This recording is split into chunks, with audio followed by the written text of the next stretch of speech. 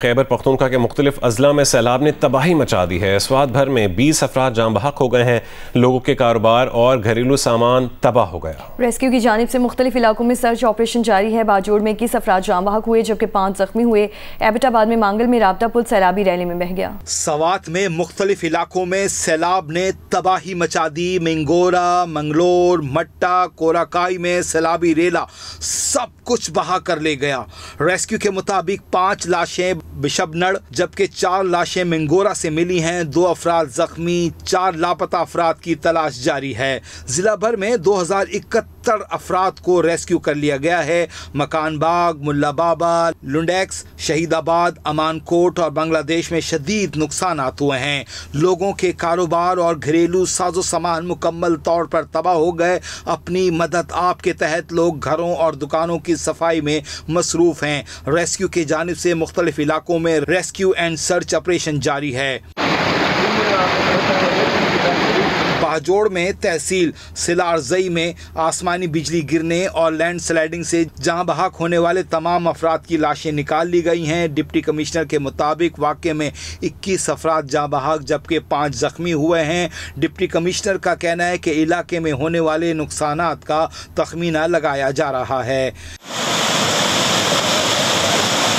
Abbott آباد میں گزشتہ روز کی طوفانی بارشوں سے منگال ندی میں شدید طغیانی ہے۔ نواحی علاقے منگال میں رابطہ پل سیلابی ریلے میں بہہ گیا۔ مقامی دیہاتوں کا زمینی رابطہ دیگر علاقوں سے منقطع ہے۔ ریسکیو حکام کا کہنا ہے کہ کسی جانی نقصان کی اطلاع نہیں ملی۔ منگال کے لوگوں کا ضلعی انتظامیہ سے فوری نوٹس لینے اور پل کی جلد بحالی کا مطالبہ کیا ہے۔ سوات کے مرکزی شہر منگورا کے علاقے مکان باغ میں سیلاب سے تقریباً ہر گھر متاثر ہوا ہے۔ علاقے میں سیلابی ریلوں نے نظام زندگی مفلوج کر دیا ہے۔ مقامی لوگوں نے اپنے اہل خانہ کو رشتہ داروں کے گھروں میں منتقل کر دیا ہے۔ تفصیلات بتائیں گے جیو نیوز کے نمائندے محبوب علی۔ جی بالکل، ضلع انتظامیہ کے مطابق وادی سوات میں اب تک سیلاب کے باعث سے تقریباً 20 افراد جو ہے وہ جاں بحق ہو گئے ہیں جبکہ 3 افراد ابھی تک لاپتہ ہیں۔ لیکن اس کے علاوہ سوات کے مرکزی شہر منگورا کے ہر محلے میں کسی نہ کسی طور پر نقصان ہوا ہے اور اس وقت میں سوات کے علاقے مکان باغ میں موجود ہوں۔ یہ وہ محلہ ہے جو کہ سب سے زیادہ متاثر ہوا ہے۔ اس پورے محلے میں کوئی بھی ایک گھر نہیں ہے جو کہ متاثر نہ ہوا ہو۔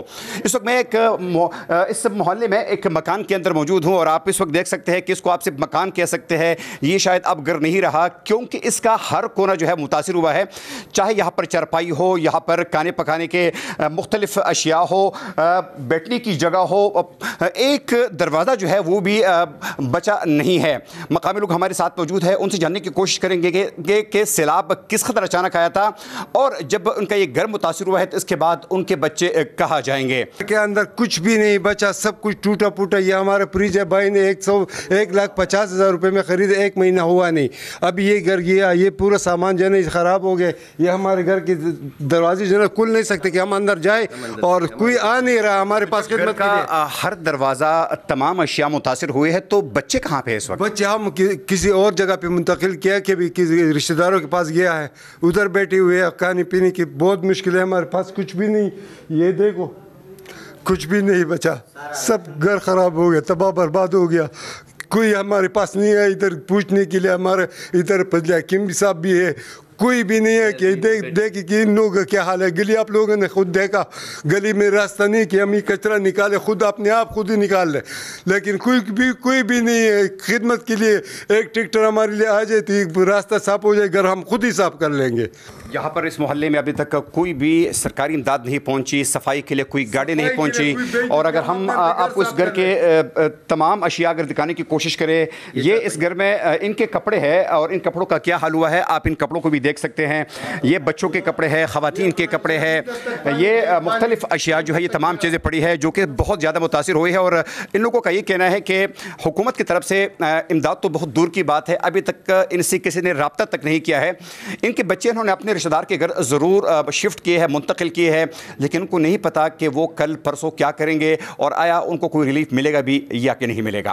کلاؤڈ برسٹ سے متاثرہ ضلع مانسہرہ کے علاقے ڈھیری حلیم میں ریسکیو کا کام دوبارہ شروع کر دیا گیا ہے۔ وفاقی وزیر سردار یوسف نے متاثرین کے لیے 20 لاکھ روپے امداد کا اعلان کیا ہے۔ تفصیلات بتائیں گے کوثر سلیم انگش۔ मानसेरा के इलाके ढेरी हलीम और नील बंद में आज सुबह से रेस्क्यू की कार्रवाई का आगाज दोबारा कर दिया गया है और अब तक तकरीबन 16 अफराद की लाशें मिल गई हैं। इस इलाके में गुज़श्ता रात जो अलमनाक हादसा हुआ था क्लाउड बर्स्ट में, टोटल 21 अफराद लापता थे, जिनमें से अभी तक 16 लाशें मिल गई हैं। वफाकी वज़ीर मजहबी उमूर सरदार यूसुफ ने इस इलाके का दौरा किया है। उन्होंने मुतासरा ख़ानदान के अफराद से मुलाकात की है और इसमें वो शख्स भी शामिल थे जिनकी बीवी और बच्चों समेत तकरीबन 5 अफराद इस हादसे में एक ही जगह पे जान बहक हो गए थे। उन्होंने उसे दिलासा दिया है और उन्होंने यहाँ पर यह ऐलान किया है कि इस वाक़ये में जितने लोग जान बहक हुए हैं सबको सूबाई और वफाकी हुकूमत के 10-10 लाख रुपए मिलाकर 20-20 लाख रुपए हर शख्स को दिए जाएंगे। इलाके में जो सरगर्मियां हैं सड़कों की खोलने की और इलाके के सड़कों की सफाई का काम भी शुरू कर दिया गया है और कोशिश ये की जा रही है कि यहाँ से जल्द अज जल्द जो लापता लोग हैं उनकी लाशों को तलाश करके उनके वरसा के हवाले कर दिया जाए। सरदार यूसुफ ने यहाँ पे एक मैयत की नमाज जनाजा भी खुद ही पढ़ाई और इस वक्त रेस्क्यू की कार्रवाई पूरे जोर शोर से शुरू है और लाशों की तलाश की जा रही है। जी, बाजोड़ में रेस्क्यू ऑपरेशन मुकम्मल कर लिया गया है। कल फ्लैश फ्लड में जाँ बहक होने वालों को सुपुर्द खाक कर दिया गया। पाक फौज, FC और ज़िला इंतज़ामिया ने मुतासरीन में इमदादी सामान तकसीम किया, जबकि मलबा हटाने का काम जारी है। तफसीलात बताएंगे हिस्बानुल्लाह। जी, कबाइली ज़िले बाजोड़ की तहसील सलारज़ई के इलाके जबराड़ी में कल होने वाले अफसोसनाक वाक़े के बाद जहां बादल फटने से और सैलाबी रेला आने से 21 अफराद जान बहक हुई थे। डिप्टी कमिश्नर बाजोड़ शाहिद अली के मुताबिक 21 डेड बॉडीज़ निकाल ली गई हैं। वहां पे इमदादी सरगर्मियां अभी भी जारी हैं। जो इमदादी कार्रवाई है उसमें पाक फौज के जवान भी हिस्सा ले रहे हैं। ज़िला इंतज़ामिया और रेस्क्यू के हुक्काम भी इस ऑपरेशन में शरीक हैं। जो मलबा है वो हटाने का काम इस वक्त जारी है। तमाम जो 21 अफराद इसमें जान बहक हुई थी उनके नमाज जनाजे अदा कर दी गई हैं। इलाके में मुकम्मल शोक है और वहाँ पे इमदादी कार्रवाई ताहाल जारी है। और आगे बढ़ें और आपको बताएं कि चीफ सेक्रेटरी खैबर पख्तूनख्वा शहाब अली शाह ने कहा है कि सरकारी हेलीकॉप्टर में शहीद होने वाला अमला काफ़ी अरसे से इस हेलीकॉप्टर को इस्तेमाल कर रहा था। सूबाई हुकूमत इस हेलीकॉप्टर को कुरम के लिए बतौर एयर एम्बुलेंस भी इस्तेमाल कर चुकी है। ज़िला कुरम के मुतासर अफराद की मदद के लिए हेलीकॉप्टर ने 200 उड़ानें भरी थीं। चीफ सेक्रेटरी खैबर पख्तूनख्वा शहाब अली शाह ने यह बात जियो न्यूज़ की नुमाइंदा शीबा हैदर से गुफ्तगू में कही। जी, इस वक्त हमारे साथ मौजूद है चीफ सेक्रेटरी खैबर पख्तूनख्वा शहाब अली शाह साहब। इनसे बात करते हैं। आज सानिया पेश आया हेलीकॉप्टर का, क्या समझते हैं कि ये हेलीकॉप्टर का वाकया कैसे पेश आया? हेलीकॉप्टर जा कहाँ आता है? हमारे 2 हेलीकॉप्टर्स हैं। ये हेलीकॉप्टर MI-17, ये आपको पता होगा कि पहले भी कुरम के ऑपरेशंस में वहाँ के लोगों के लिए इस्तेमाल हुआ। मेडिकल एम्बुलेंस भी इस्तेमाल हुआ, वहाँ से लोगों को बाहिफाजत निकालने के लिए भी इस्तेमाल हुआ।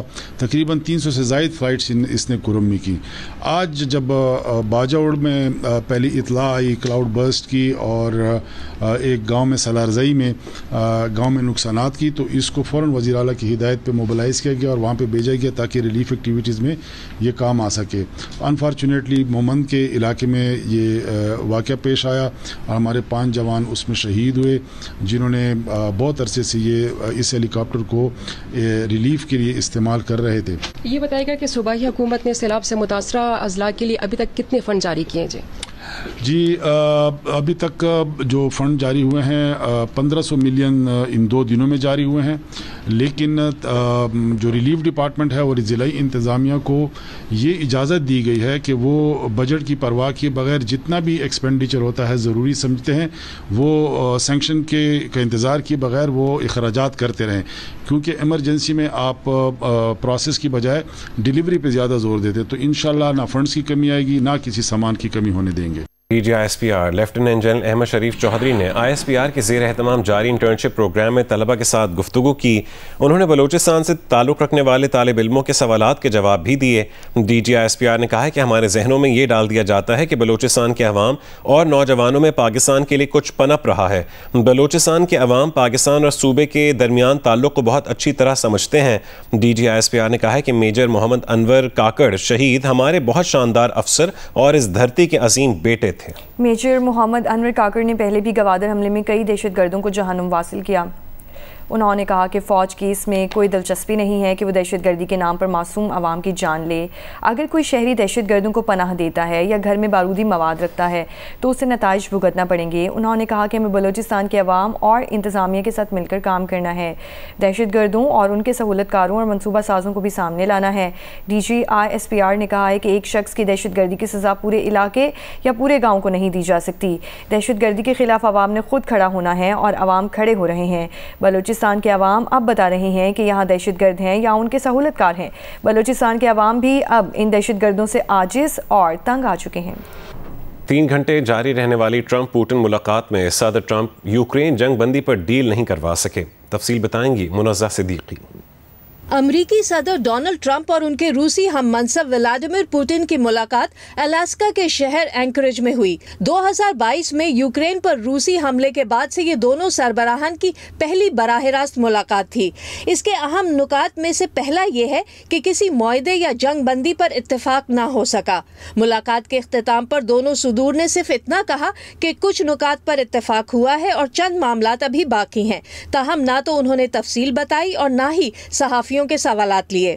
ملاقات کا دوسرا اہم نقطہ یہ رہا کہ صدر پوتن کو الاسکا مدعو کر کے ٹرمپ نے ان کے عالمی سفارتی بائیکاٹ کو کمزور کر دیا اور یہی اس ملاقات کی سب سے قابل ذکر بات ہے. 10 برس بعد پوتن کو امریکہ میں سرخ قالین کے ساتھ خوش آمدید کہا گیا. اجلاس کے بعد بھی وہ کوئی رعایت دیے بغیر دوستانہ ماحول میں واپس لوٹ گئے. صدر ٹرمپ جو حالیہ مہینوں میں پوتن سے مایوس دکھائی دیتے تھے اس بار خوش نظر آئے اور کہا کہ میرا صدر پوتن کے ساتھ ہمیشہ شاندار تعلق رہا ہے. ملاقات کا تیسرا نقطہ یہ تھا کہ مشترکہ پریس کانفرنس میں پوتن نے پہلے خطاب کیا اور یوکرین جنگ کے اسباب بیان کیے. ٹرمپ نے ان کے موقف کو چیلنج نہیں کیا اور مسکراتے رہے. ٹرمپ نے فوری فائر بندی کی اپنی سابقہ شرط کا ذکر بھی نہیں کیا. چوتھا نقطہ یہ تھا کہ صدر ٹرمپ کو ایک بار پھر 2016 کی انتخابی مہم میں روسی مداخلت کی تحقیقات کو فریب قرار دینے کا موقع مل گیا. پوتن کے ساتھ کھڑے ہو کر ٹرمپ کو یہ کہنے کا موقع بھی مل گیا کہ اگر وہ 2022 میں امریکی صدر ہوتے تو روس یوکرین پر حملہ نہ کرتا. پوتن نے ان کے موقف کی تائید کی. تاہم دونوں میں سے کسی نے یہ نہیں بتایا کہ اب جب کہ صدر ٹرمپ اقتدار میں ہیں تو پھر روس یہ جنگ کیوں جاری رکھے ہوئے ہے. پانچواں نقطہ یہ ہے کہ پوتن نے اگلی ملاقات ماسکو میں رکھنے کی تجویز دی جس پر ٹرمپ نے مثبت رد عمل دیا. کہا اس کا امکان موجود ہے. آخری بار کسی امریکی صدر نے 2013 میں روس کا دورہ کیا تھا. اس اجلاس کی چھٹی اہم بات یہ ہے کہ یوکرین کے صدر ولادیمیر زیلنسکی کو جو اس جنگ کے اصل فریق ہیں اس اجلاس میں مدعو نہیں کیا گیا. اجلاس کے بعد انٹرویو میں ٹرمپ نے جنگ بندی کی ذمہ داری زیلنسکی پر ڈال دی. کہا یورپی ملکوں کو بھی اس میں اپنا حصہ ڈالنا پڑے گا اور یہ کہ وہ اس سلسلے میں زیلنسکی اور نیٹو رہنماؤں سے بات کریں گے. امریکی میڈیا کا کہنا ہے کہ یوکرین کے صدر زیلنسکی پیر کو امریکہ میں صدر ٹرمپ سے ملاقات کا ارادہ رکھتے ہیں. یوکرینی صدر کا کہنا ہے کہ امریکی صدر ٹرمپ کے ساتھ کال 1.5 گھنٹے سے زیادہ جاری رہی. یوکرین تعمیری تعاون کے لیے تیار ہے. صدر زیلنسکی نے کہا ہے کہ وہ پیر کو امریکہ کا دورہ کریں گے. یورپ کو مذاکرات کے ہر مرحلے پر بات چیت کا حصہ ہونا چاہیے. یوکرین سہ فریقی ملاقات کی حمایت کرتا ہے. مسلم لیگ نون کے صدر نواز شریف نے کہا کہ خیبر پختونخوا میں سیلاب سے قیمتی انسانی جانوں کا زیادہ دلخراش اور افسوسناک سانحہ ہے. نواز شریف نے اپنے بیان میں کہا ہے کہ دکھ کی اس گھڑی میں ان کی ہمدردیاں غمزدہ خاندانوں کے ساتھ ہیں. انہوں نے دعا کی کہ اللہ تعالیٰ زخمیوں کو صحت کاملہ اور شہداء کو جنت الفردوس میں جگہ عطا فرمائے.